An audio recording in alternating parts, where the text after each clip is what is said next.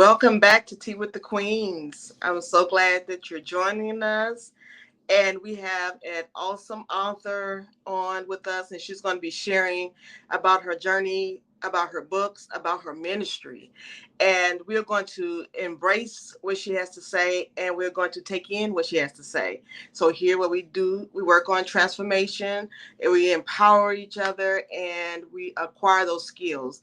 But I'm changing that to achievement because I want us not to only acquire those skills that we learn, I want us to be able to achieve our goals with that. So we want to be able to not just be able to be poured into, but we want to be able to achieve those things that we want to go forth and do. So I met her, Mrs. Raynor, um, through another anthology, and just remarkable, a woman of God, and she's poured into so many. She's even given me word of encouragement over time, and it hasn't gone unnoticed. So I know that she's going to give us encouragement today, and that she's going to be able to, like I say, share with us her vision of her books and her vision of where she's trying to go from here. And she is also a coach, and she's going to share with us about her journey being a coach as well. So we're going to bring, without further ado, Miss Gloria Raynor to the stage.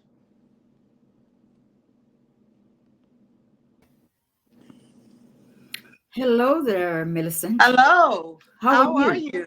I am fabulous. Now that I see you, I am more fabulous. Exactly. Thank you so much. Thank you for pouring into me, and thank you for the kind words you gave me. I know, I think it was last week, but like I say, those are the things that doesn't go unnoticed, that someone, you know, gives you, and it means so much. So I appreciate what you've done and what you said to me, and also, just you taking the time out to be with us today. So I would like you to share with us who Miss Gloria Raynor is. I'll go back and look at that word that you're talking about because, sometimes I make the posts or sometimes I come across someone and certain things cross my mind to share with them and I share and move on. So sometimes I don't even remember what I share, but oftentimes I backtrack. My name is Gloria Raynor, Coach Gloria Raynor from Coach Raynor Ministries. I am a minister, I am a writer, I'm a speaker, and I am a person that try to empower people. I am a relationship coach that tries to empower people in relationship the covenant way, not just the everyday way, because many of us fail to realize one of the reasons why so many of our marriages fail is because we approach it from the wrong end of the spectrum. Yes. And I give God thanks for his word that allows me to come to realize that marriage is not just a physical thing. It's not just a romantic thing. It's not just a sexual thing. It's a spiritual thing. Yes. And the reason why I consider it as a spiritual thing, it's impossible for two physical persons to become one. So when the Bible said it two becomes one, I believe that he's talking about the spiritual aspect of the marriage. When two come together, understanding each other, learning about each other, and realize that the marriage is in relationship to God. God being the head of Christ, Christ being the head of the church, and God being the head of Christ, and Christ being the head of man, and man being the head of the woman. Right. Many times from conversation and behavior, we get very mixed up with the word submissive. Yes. I And agree. many women, as well as men, find it very frightening in the sense that, who are you that I should submit to you? And the wife is saying, so and so, how should I submit to you? But basically, when the Bible speaks about submission, he's expecting the bride and the bridegroom to understand that just as how Christ is the head of the church, the man is the head of the home. Before you move into a four wall, it's a house. Then Right. you move into it with your husband and you start putting things into place. It becomes your home, and you have children and you have to learn to now know how to set the foundation of that home, that it becomes a legacy. And God Wow. is teaching us that when we get married, we need to understand that the submission that he's talking about is not the authoritative submission. It's not a submission where a man lord over his wife or treat his wife as an insubordinate. They're equal.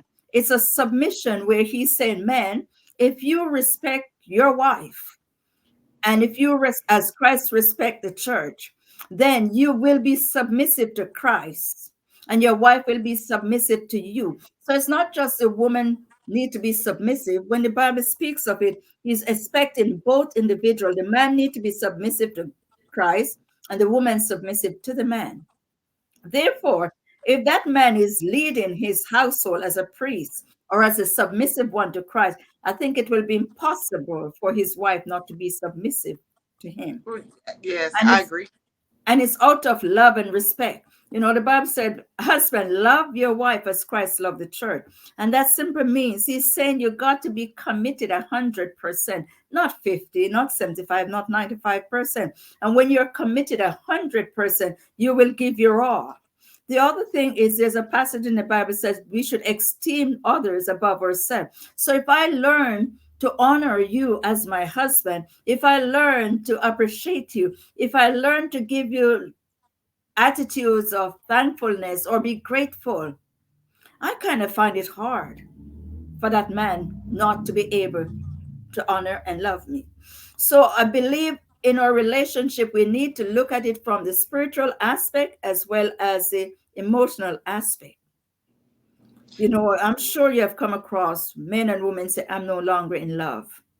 Yeah, I yes. And that blows my mind because love never dies. So it tells me that somewhere along the line, they either both gave up and grow in the relationship, or one gave up and grow in the relationship, and the other say, I really don't care. But if we think about it, love is a seed. If you have a peas grain or a corn, whatever form of seed you have, as long as you keep it inside a bottle or in the package, it does nothing.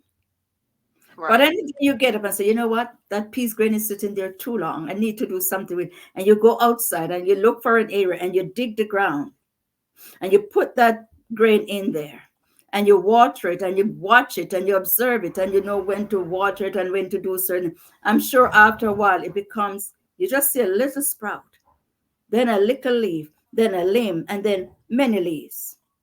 Love is like that. We have to learn to nourish love. We got to learn to cherish love. Many of us get married. We have the honeymoon. The honeymoon is over. And then we said, oh, she's mine. He's mine. And we stop embracing each other. We don't have Yes. date nights. We don't have nights when we sit together, when we spend time together. We become so busy with our own individual routine that we forget each other. And then we expect love to grow. So I'm here tonight to tell us, in the sense of relationship, we need to look at it also from a spiritual aspect. And we need to identify the little things Yes. that is causing unnecessary conversation. And Oh, sometimes give up our right to be right and learn to grow together. Learn to embrace each other. And sometimes we also have to realize, whether it's the wife or the husband, we may not be on the same intellectual level. We may not be on the same communication level. One may be stronger than the other. Therefore, when one present themselves in such a way that doesn't flow the way you would flow, instead of being mean, just take it down a notch and probably say, honey, why don't we do it this way? Or I have a suggestion.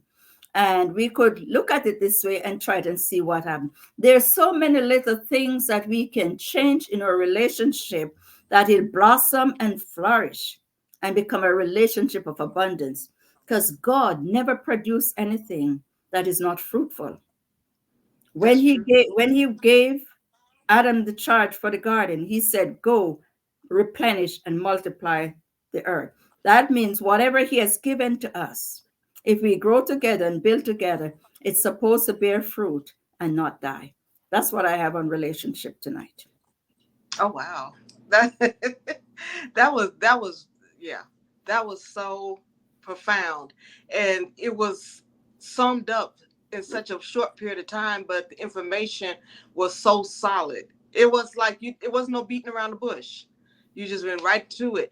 And the thing is that in marriage, like you said before, you know, it's good to have the wedding and all the glitz and the glamour, but after the wedding, you know, well, if it has to have substance, it has to have a foundation. You have to understand how to build, like you say, that house into a home, how to come in and how to work together. But then don't forget, like you said, the hugging and the date nights and the interaction, the whole, support. We just get complacent. We just forget about the other person. Say, well, they're there, they're not going anywhere. Not realizing that when you do that, you're neglecting, and anything can happen in between. If you leave that space open, then that's how the enemy can come in, and then you just pull further and further away to the point where you feel that there's no love anymore, that you don't love that person anymore. It could be someone coming in that space, thoughts in your head, just a whole lot of different things. So it's easy to think that you might not be in love anymore because you haven't nurtured. Like you said, you got the seeds, but you're not doing anything with it. So I see the seeds are in a cute little package, just like the marriage. The marriage is in that cute little wedding that you planned all this money for, and you're keeping it right there, thinking that that's going to be the marriage, the glitz, the glamour, that funny feeling in your, stomach, all of those different things. So you keep your relationship in that little box where the marriage is, where the ceremony is, and you don't go and you don't actually take the marriage now and plant it to build what you were saying, those leaves, and watch it grow into, possibly this big, huge, nice, beautiful tree. Then you start to have leaves, and now you got your offsprings, you got your legacies, and all of this stuff is growing. So that's what I got from it, and that was deep. I mean, I went through that before because I'm married again, but when I was first married, I didn't feel like I didn't have that. They have the love. I'm like, oh, I don't love the person, and maybe I didn't at the beginning, but I definitely didn't feel that at the end. So many different things came in and it ruined it. And looking back on it now, we didn't understand how to nurture. We didn't grow up that way. So we didn't see it in the home. And then we try to do it on our own. And on top of that, we didn't even seek the spiritual counsel. So that right there by itself, not even having that component, it was doomed. So thank you for sharing it. That is, As you said that, there's something you just said, and that's something that many of us don't understand. When we are growing up, parents don't tell us certain things. And I've been studying the Bible to a certain in depth. And I asked the question, why does God gives us certain instruction, but he doesn't give us the answer. And like, for example, he said, we should not fornicate. And many of us were not taught, especially if we're not Jewish, that is of utmost importance not to go out there before marriage. And so we find, if you really look back at it, our relationship out there before marriage has a lot to do with our relationship in marriage. Because let's use an example. I lie with John, James, Harry, James, and different partners. And then I finally decide to settle down. Now, when we were growing up, many of us didn't read the Bible, and after we did what we did, we realized we should not fornicate.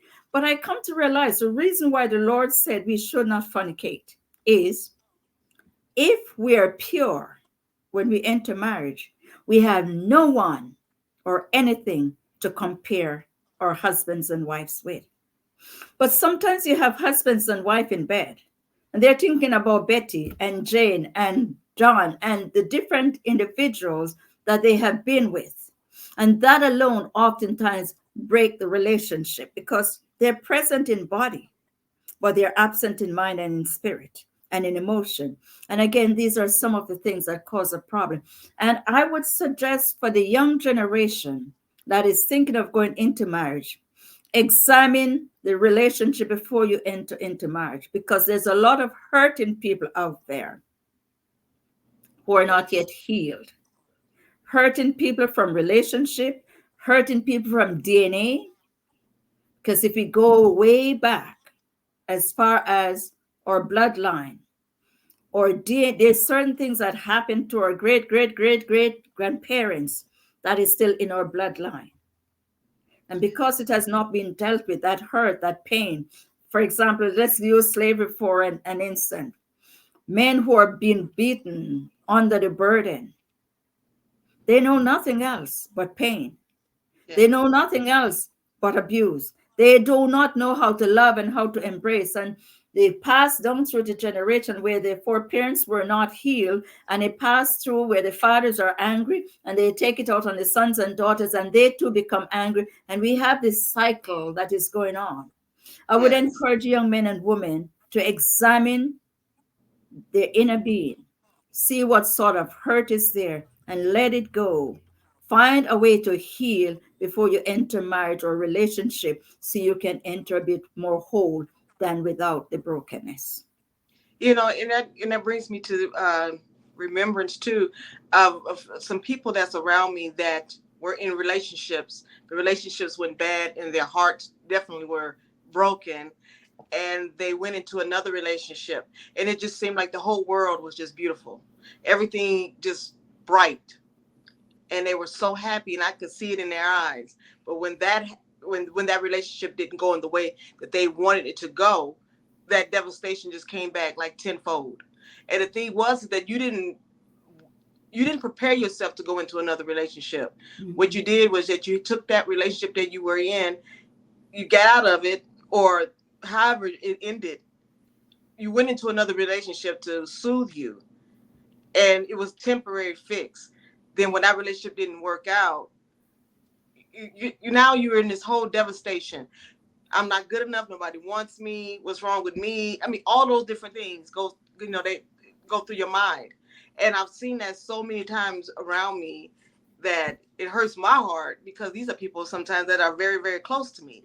But I see that you went into this relationship, you weren't healed from what happened in the previous relationship or ships, and now you in this relationship, you think that this is just, this is what making you happy. So it's almost kind of like conditional. As long as I have someone and they're doing this and that, I'm happy. But if the relationship isn't working, or if I'm by myself, now I'm depressed and I'm not happy. So that's the time to really find out, like you say, examine who you are, so that when you do come into a relationship, you can examine each other, and you know that, okay, we're ready, we're whole, we can do this. But all this brokenness, like you said, all this brokenness, we're using each other to make ourselves feel good. And sometimes it's superficial, and it doesn't work out. And then we're right back to where we started from. So, Oh, yes. And the reality about that is folks need to understand nobody can make you happy. right. Happiness is an internal thing, it's inside out. People can enhance your relationship for happiness, but they cannot make you happy. And also, we need to get to that place where we first learn to love ourselves. Yes. Because one of the problems in many relationships today, we are looking for happiness from someone else, and we don't know how to love ourselves. And if you don't love yourself, it's impossible to give love. So we need to take time out when you have a broken relationship, or whether or not the relationship is broken. Some are brought up in an environment where they have never been embraced or validated by a father or embraced by parents. We need to step before the mirror and look at yourself from head to toe and tell yourself, you're beautiful, but I need to love me. And when we Yes. learn to love me and understand that with or without a man, you can be happy. Yes. With a man or a woman, it enhances your relationship, but it's not what gives you happiness. And too many of us go into relationship to be made happy by the other person, and only to discover it doesn't work. Right. And then we're back in the same cycle. And I think too, what you were saying about examining a relationship, I think that if we are happy with ourselves, then we can examine the relationship with an open eye. So in turn, there's not a lot of wasted time, because you realize this is not for me, or you see that this isn't lining up. So you're not wasting the time, because you know what you want. You're confident in yourself. So you're not just running out, just being with whomever will accept you. Mm-hmm. And that's, that comes too from childhood that I can remember. You feel like that need to have that male presence, like when your father's not there, or the relationship with your dad is not where it should be. So you feel that anybody accepts you, then that's a good thing, when it's really not. You just want to be accepted. So really, really, like you said, really examine yourself, really look at yourself, and love on you, because you can't give love if you're not loving yourself. It doesn't make sense. You can't cancel out. How will you give some love if you're not loving yourself? That means that there's no love to give. you know. So yeah, that makes so much sense. And I hope that someone that's listening, that's going through what we're talking about, or that's going into a relationship, young people who are thinking about going steady, and those who are in the marriage season, whatever the case may be, pay attention to this, because we want to have the wholesome relationships. We want to build the tree. We want it to be full. We want it to be healthy.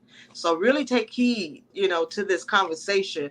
It's really, really great information. I mean, it's beyond information. It's just like we're being ministered to in this area. So if you're listening to this, and those things you're going through or you're thinking about, take heed and understand what it is to love.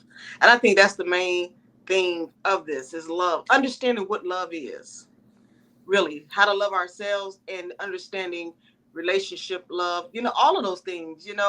We may not have learned that, like I said, growing up.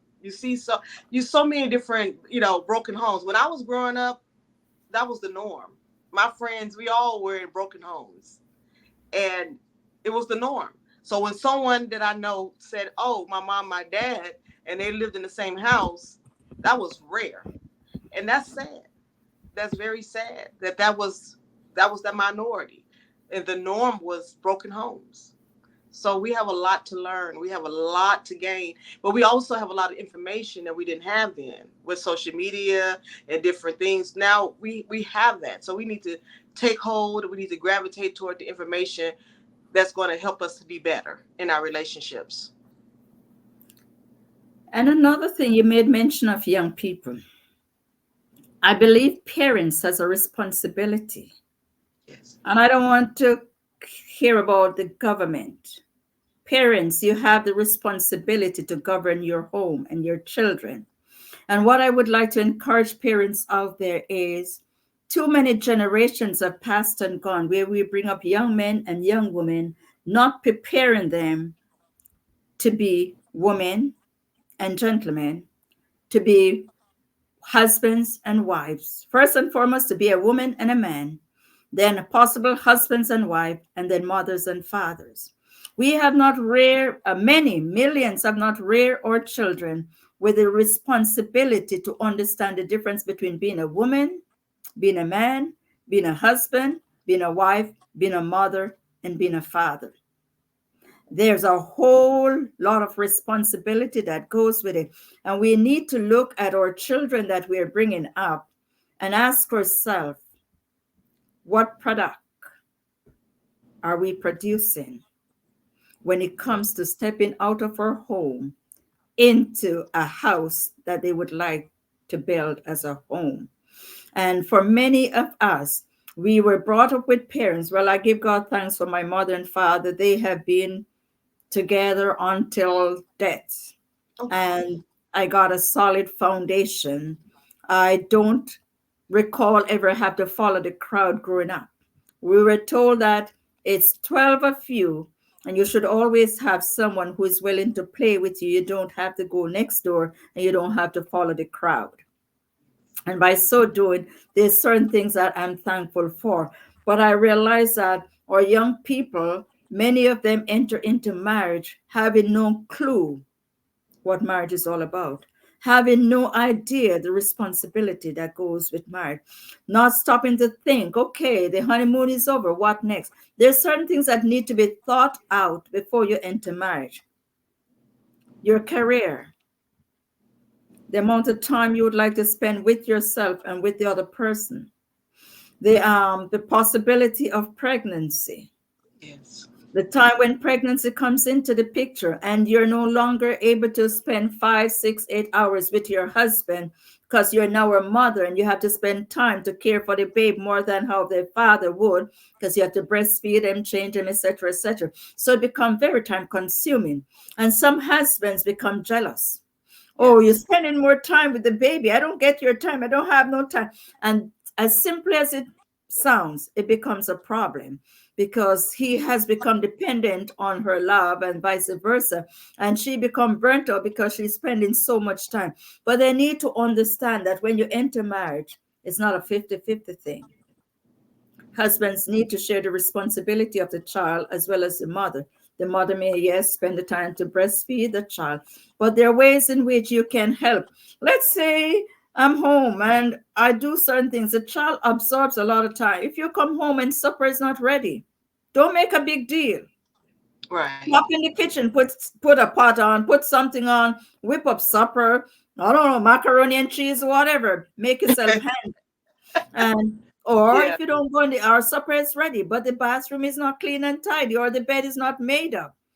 Don't argue. Go make the bed. And if you don't know how to make the bed, ask your wife to teach you to make the bed or teach you how to cook. My mom used to say, boys, it's not about being a man. It's about taking care of yourself. That should Yeah. in case you get out there and you get a wife who don't know how to cook, although I hope you'll find a wife who knows how to cook. You need to know how to cook, how to clean, how to wash, and how to iron.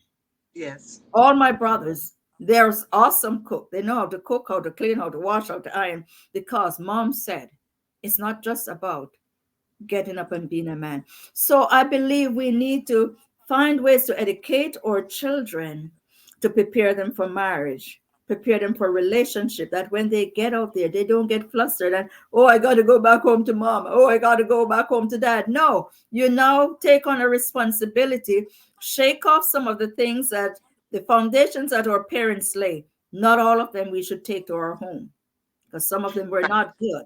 Some of them Right. are not solid. So that man and that woman need to look at where they're coming from and look at where they want to go and said, okay, these are the things that we would like to bring into our relationship to build our legacy. Yeah. And that's so true. Like you said, it's looking at each other because we things happen in our childhood or with our parents. Sometimes we can't control that, but we can control the now. We can control the now. We can control where we go with it. And I think, like I said, I think we're wise enough to know that we have that opportunity to be able to do that with all the knowledge that we have out here and to be able to step into the roles we need to step into. But I would say that the spiritual foundation is just as important. That's me. Now everybody might not be a believer, but I'm a believer. And I just, having that foundation and being lined up in that area is very important as well. So It is essential. yeah. Yeah. So I wanted to talk about one of your things is bearing with the with purpose, fertility in dry places. I mean when I saw that, are these your books that are the titles of your books? So Yes. we have Journey with the Father, Christmas Inspiration, Christmas with Hot Apple Cider. So starting with Barren with Purpose, Fertility in Dry Places. Can you let us know a little bit about that particular book? That book, I went into the Bible and I was trying to study the barren women of the Bible. And I find them interesting. But then I found it more interesting when I discovered that each one of them was connected with the genealogy of Jesus Christ. Wow. Rahab, Hannah, Elizabeth, Samson's mother, and all of them had some connection with the with the genealogy of Jesus Christ, and I find it very interesting. Plus, they were barren, Yes. or Rachel and Leah, and I thought, how amazing is our God? And it's like he took things that did not seem important and bring life out of it. And I looked at the creator who looked at humanity's heart and not our outward appearance. Yes. And I was looking at Laban, who is Jacob's uncle, who Jacob had toiled for Rachel to be Yes. his wife. On the night of the wedding, the father in law deceived him and gave him the eldest daughter. And then he had to work another 7 years. Right. And as I followed the story, Jacob as well as Rachel hated Leah for a crime she did not commit because it was the father who did it. So whether or not the father had drunk Rachel and drunk Jacob as well, the Bible didn't say, but there got to be some drunkenness that took place for both of them to end up not realizing that his choice was not there with him. So I looked at it, and as I read through it, it says that Rachel and Jacob hated Leah. But before marriage, Leah was already barren. And what God did, because of the hatred of the husband and wife to her, God opened her womb and allowed her to bring forth children. So out of the misconception or the deception of Laban, God brought forth life to Leah and closed Rachel's womb. Rachel was fertile when she got married, but because of her hatred towards Leah, the Lord closed her womb. And after closing her womb, allowed Leah to have 4 children before he opened Rachel's womb. So I find that very interesting to know Yes. that sometimes there are certain things in our life which we don't understand, but the hand of God is in it. Because I'm sure Rachel and Leah did not realize that the hand of God was in their barrenness. But as we know, it eventually went on where Jacob became the head of Israel and the 12 tribes, and through them came Jesse and David and the Lord Jesus Christ. So that's one of them. And the other aspect of that book is to let us know it's not just women who are barren, men are barren too, and lands are barren. Yes. And barrenness is due to sin. When we sinned against God, some of us come into the plight of barrenness. Wow. But with prayer and fasting and seeking God, He oftentimes turns our world around that it become a blessing instead of a curse. I don't want to Yes. give away any more on that one, but I hope that kind of covers barren with Oh purpose. yeah. Oh yeah. Oh yeah. That's And and that book, I shout out thanks to J.T. Randall, who was yes. the publisher, Yes. I and know her. Yeah. we worked on that book. And what do you call it now? At the time, as a novice, and as someone who wanted to write, I have a lot of writing, but I got quite a few tips from her in putting things together. And I just want to say thanks, Joan. Yes. I worked with her in the anthology as well, and she was Okay. remarkable. I mean, she taught us, and I say taught because I really didn't know how to express myself. I thought I did, but until when she taught us how to express ourselves on the paper, how to make the words come alive. Okay. That and that made a difference in the whole project, and I appreciate that. That's how you learn. I didn't know everything. I wrote my first book. I'm not saying that it wasn't good or it wasn't interesting, but when you really learn how to Drink it. allow the reader to feel what you're feeling, feel like they're in the room going through it with you. Mhm. That's what I learned. So yes, I agree. Okay. She's remarkable, remarkable. Yes. And then you have Journey with the Father. And I've seen that cover with Journey with the Father. I've seen that particular book cover. Okay. That you Yes. And that one Go is ahead. about I was saying that one is about the journey with Oh, the Father. Journey with the Father is also on a spiritual base where we have lots of men or sons who have not been validated by their fathers. Okay. And they go through life with a burden, with insecurity, and the feelings I'm not good enough. Right. So that book basically take me into that place to understand that there's more than one ways in which they can be validated. Yes. And if they're not validated by their earthly father, and if they seek the Lord God Almighty and get his validation, it overrides the validation of their father. It Yes. becomes like Jacob and Esau. Again, we women like to mess with what don't belong to us. Yes. And Rachel, Rachel, is it Rachel? Yeah, I think it was Rachel who decided to put the venison together and use the younger brother to go in and receive the blessing.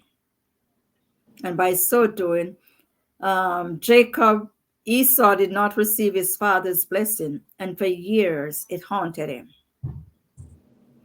And then Jacob did not, Jacob that received the blessing from the father, which was not his.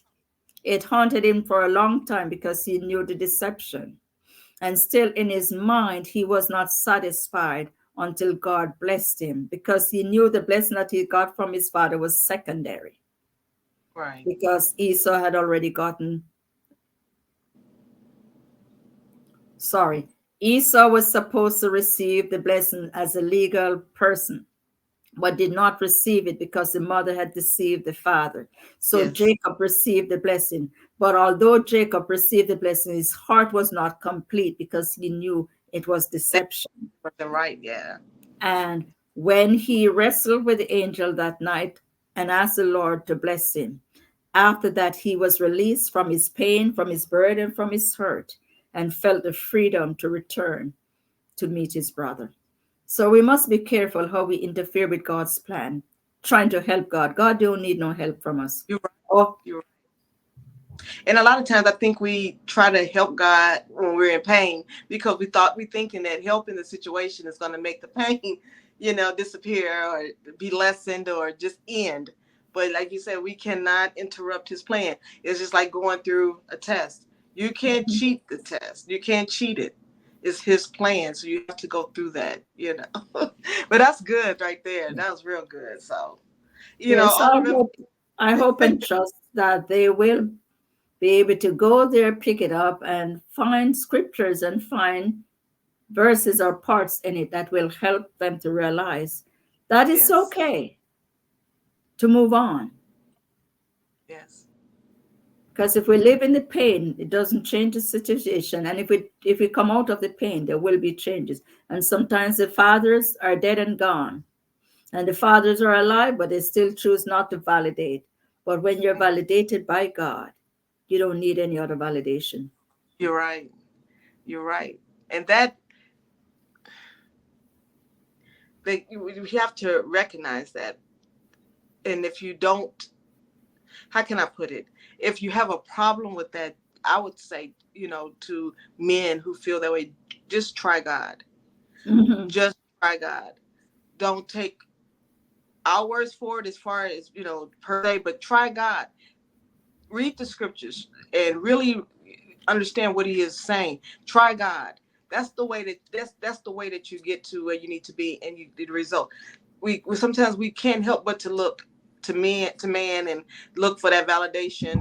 Even as a woman, we look for the validations from our fathers, and when they're not there and they're not giving that validation, it's hard. And you want to blame everything on them as well. If he was there, or if he embraced me more, or he did this and that more, then I wouldn't feel like I'm feeling, or I wouldn't be in a predicament that I'm in. Even when it comes to relationship, I hear that a lot from those women around me. I wouldn't have these relationship problems if my dad had done X, Y, and Z. But the validation that you're saying, we don't need if we're not going to get the validation from the father, then we don't need the validation. We're not, if we're not going to get it, we, look to the father of all fathers to get for that validation, for that strength, for that connection, because either he's going to do that. The father is either going to be there for the children or the sons, the daughters, or he's not. But we can't live the rest of our lives craving that. And if we don't get it, we're just constantly going into this spiral, waiting on validation from someone who's really not even prepared to give it to us. So try God. That's what I say. Try God. Like, read the scriptures, get the book. Get the book. I'm sure that book is going to bless a lot of men, because that is a subject men don't like to talk about. They don't like to bring that up. They don't like to share. But when you read the book, sometimes that book is your safe haven, because no one has to know what you're reading. No one has to, you don't have to share. You don't have to even talk about it. But take the book and let it minister to you, and let them that the words, let the words, come off the page and come inside of you, and really take heed. And I believe that the book will really do that. So what you explained, I would say that would have been a perfect Father's Day gift.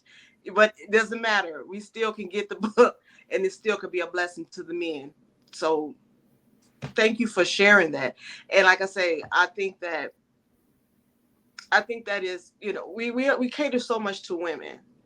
Women have a plethora of things out there, from journals with women's faces on it. We got books, about the woman, but you rarely hear about something for men. And even though it's out there, but you don't see that often from another woman. We talk about women things. We talk about things we go through, but we don't consider the fact of the heart of the man. So thank you for sharing that. And that is so true because many of us fail to realize that men hurt twice as women, Yeah. because we abuse and we batter them, and because they're masculine, they feel, okay, I can't tell nobody, I can't take it to nobody, and they live with that hurt on top of the hurt, being abused by their wives or by their mothers or by their friends in relationship. And when it comes to that, for validation, we looked at it, and sometimes the father is not there. For example, Queen Esther in the Bible was a young girl when she was taken into captivity, and she was adopted or taken over by her uncle. But you can see sometimes your biological parents may not be able to validate you, but sometimes that person that takes you in shows so much love and confidence and protection and security that you feel safe. In her case, she got validation from her uncle. And not only was she validated, but she had such a confidence about her. There was such um, a thing about her that she need not fear. She moved with grace and with understanding. And by so doing, even in her situation, being an orphan, she was being able to become the queen to the Right. king of Ahasuerus. So, there's different ways to get validation. Yes. Yes. Yes. That's really good. And I think that getting the validation should not be, looked at in a negative way. A lot of times you hear people say, I don't need your validation. I don't need, and sometimes it's not that someone is just trying to, say you can't do anything without me. But if it's the right relationship and it's in the right spirit, that validation is a blessing. So don't look at it as someone just imposing themselves and trying to have dominion over you. It could be a blessing that someone gives you that validation. So we have to change the way we think about it, because I hear that a lot. I don't need nobody to validate me. That's just, you hear that all the time. Sometimes it is a blessing. We got to be able to recognize when it is a blessing. And not everybody is strong. For those who are strong and feel they don't need to be validated, that's okay also. But deep Yeah. down inside of them, there's a part of them that someone out there that is. I remember this man was 60 something years old, well established businessman. When I said doing excellent, but every day he goes to work, and there was a like a vacuum inside of him. He grew up, and all the things he did, all he wanted was to one day hear his father say, "Son, you did well," or "Good job." And he went through 60 years of his age and never heard from his father. And on that 60th day, the father was in birthday. The father was in the hospital, and he went to visit him. And they had a conversation, and one thing led to the other. And the father finally said to him, "Son, I'm proud of you." And he took those words and went and made a gold plaque and put it up in his office. Finally, my father said, "He's proud of me." After that day, he was a changed man. Wow. So for some people, it doesn't matter. But for some people, they just want to hear the fact, especially when they put that extra effort out just to please daddy. I'm going to do this so daddy will be pleased. I'm going to do this. And not a word came from them. For some people, it's very important. Yeah, it's very, very, very important. And and it's not often recognized because, like you said, men don't really express themselves because they feel that if they express themselves, then they're going to get beat up, especially by the woman, because we expect for them to be the strong pillar, not to break, not to have emotion. And so they keep it all in. Like you said, they hurt twice as much. And I really do believe that. Women, we are emotional creatures. It's our right to cry and throw tantrums and be emotional and everything. I think we made it our right. They don't have that liberty to do that without being judged. So that is so true.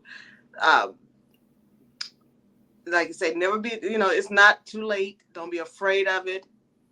Just step out and just really, seek out what it is that you need to seek out, because you don't want to be 60 and then get it and then change your life, which is a blessing still. But if you recognize it before then, that's why writing and sharing in our books means so much, because the story gives so much power to others. If we keep it in ourselves and we don't never share the story, lives won't be changed, because no one can say it like you just said it. And when you was explaining about everything, marriage, from marriage to the fertility to the journey with the father, everything that you said, the way you put it, no one else could say that but you. So you put out the remarkable word for us, and those words are healing. And I think those words are ministry, and they would take us to the next level where we need to be. So thank you for sharing your story, and thank you for giving us that, and even the words of encouragement from the books. It has been life changing hearing these words. And when I tell people about the episodes that I have, and I say, listen, you need to hear, because there's a message in there. And that's what I'm going to do with this one, as far, especially for marriage and for couples. I'm like, look, I'm going to pat this out. I'm like, if you're thinking about getting married, I'm going to send you this interview. Just sit back just listen to this interview and really, really, really take heed. And that's why interviews like this are so important, because you can pull out your archives and you can send it to someone who may not necessarily sit down and just reiterate everything you said. They can hear you say it off the interview. So I just think that is a wonderful thing, to be able to share the stories. I'm telling you, if you got something inside that you feel that God is giving you to release it, because you don't know whose lives you're going to change. And once you put your story out there and it's captured, it's out there. So never be afraid to share your story, because it like I say, it's remarkable. Things that I've learned today, I'm not saying I didn't consider, but I didn't really think about it in this manner. From like you said, when you was talking about being the barrenness and how that all came about, I know the story, but I never considered that God's hand, how his hand was in it. We read the scriptures, but we just read through the scriptures, and a lot of times we don't really get the revelation that we need out of it. And like I said, the journey to the fathers, this is a very strong point for me, and this is a very this is a strong area for men to really hear and to really come into one with your feelings and be okay with that. So I thank you for that. That's what I've drawn from you in hearing your message. You're welcome, Millicent. Thank you for that. This is, and also, well, I know it's getting kind of late, but I wanted to I wanted to know how we can get in contact with you and about your services and how someone can, receive your services and what do you have to offer. And So I'll just put you. one point before we get to that. Okay. Men and women, mothers and fathers, we have created a culture for men, which I think is wrong, by telling them men should not cry. God Right. created them with emotions. God created them with tear ducts. Therefore, I think it is essential for them to cry when the need arises, not to be a cry baby, but when certain things happen. And there's no one like the Son of God. And when circumstances arises, when Mary and Martha told him that their brother died, that was tragic. Hmm. And that's the only place in the Bible it tells us that Jesus wept. So, men, there are times when you need to cry and let it out, in spite of who may be around or who may say or think what they want to say. Let it out because it's a way of freeing yourself from the pain inside. Yes. Well, the books are available on Amazon, and two of them is two of them is being co-authored. Christmas with Hot Apple Cider was co-authored with N.J. Lindquist, and Joy 365 was co-authored with Vanessa Blackwell. 365 authors are in that book, and they're all talking about joy Yes. 365 days. I personally don't have a link to purchase the book, but it's an awesome read. So whenever you go and you purchase it, just leave a message for Vanessa Blackwell that the order came through Coach Raynor. I'm listed in the book as Coach Raynor. The Coach others Ray. are available at amazon.ca for Canada and amazon.com for international. Now, those books were written between 2019 and now. I have one coming out, Mothers, God's Second Best Gift to Humanity, and Tenacious Girls of the Bible. Tenacious Wow. Girls of the Bible takes out people like Vashti, Esther, Deborah, Samson's wife, and those people who we considered, some of us would say consider them bad, like Rahab the harlot. A harlot is bad. But I bring them together to show us how God's grace and mercy makes a difference in the lives of people and to let us know that God did not come to call the righteous, but to call sinners. So when you get there, that book is all about people who you and I would cast aside. Yes. And Jesus said to them, come unto me, all ye that labor and are heavy laden, and I will give you rest. That's for that one. And I'm hoping it will be out before the year end. And Jesus Love 365 Days is a book that said Jesus paid the price, the full price. And that is based on his life before the foundations of the earth, coming into the world, going to the cross, and being resurrected, all involve Christmas, Thanksgiving, and the year all round, letting us know that Christmas is not just the 25th of December, it's a 365-day love. Those I'm waiting to get out there, and God's willing, if I market what I'm doing properly, I hope I'll be able to get the funds to push those out. But there's quite a few of them waiting to come alive. And Yes. the ministry, it's Coach Raynor, it's God's ministry, but it's under the title Coach Raynor Ministry, which is available on Facebook Live. From time to time, I do a post. Along with that group, we have Prayer Changes Things, which is the prayer part connected to the group. And then the Lilac Table. Oh, Millicent, Yes. maybe at another date, there's a group that I have, the Lilac Table. Okay. Conversation at the Lilac Table, and it's related to relationship, marriage, and husbands and wives. And I'm working on building that where once a month I come together, have a conversation or interview with folks. That's my main thing behind it, to interview folks and to also have conversation with individuals who have been married for a long time and have gone through the ruts and the highs and the low, and they made it.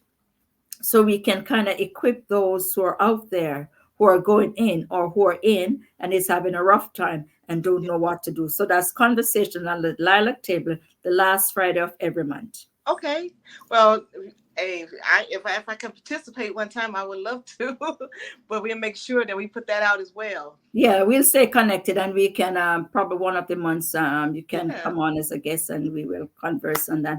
And the other one is the Gloria's book launch page. So I do Oh, have a book launch page which I need to work on. I am not a computer savvy person. It's just driving me crazy. So I'm very slow at what I'm doing. It's like the bumblebee. God help me. But it's there. The Gloria's book launch, the Lilac Table Conversation, Pride Changes Things, the Facebook page, which is under Coach Raynor, and my regular, what you call it, profile page, which is under Gloria Raynor. okay. And So those, I also put paying for hearts. Is that still in place?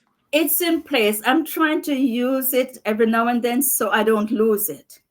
Okay, I Because see. I'm thinking somewhere along the line, I might end up using that under the relationship because I Okay, have relationship maintenance. So I'm thinking when I get either a social media person to assist me and to show me how to change that into the relationship coach page, then I probably use Painful Heart for that. I have it quite a few years now, and somehow it hasn't gone, and so I decided to hold on to it because it might come in handy one day. okay, So good. So every now and then I post there. well, I'll make sure that all the ones you said, all the ways to reach you will be available so that they can reach you from, like you say, your coaching page, your personal page, and also for the it was a conversation with Lilac. Can you say The that again? conversation at the lilac table. Yes, Oh, and conversation there's an at the Lilac. Instagram page. Okay, There's an Instagram. Instagram page. It's under my name, and the website is www.coachraynorministries. Okay. Okay. And can you when you say coaching, do you have a coaching program or anything that you're doing right now or Well, presently for the past few years, I worked on that as it's like a volunteer thing. When I oh, come across couples who are in difficulty or need, I work with them. I'm trying to register the business so that I'll be able to reach people from a pay point. But for now, I don't have things in place. okay. Okay. But it will be one day and we're gonna be there to support it. Thank you. Definitely. So I want to thank you again for sharing with us this afternoon. And it's been I felt like I had a feast. I just did. It was just a whole lot of information and it was just good because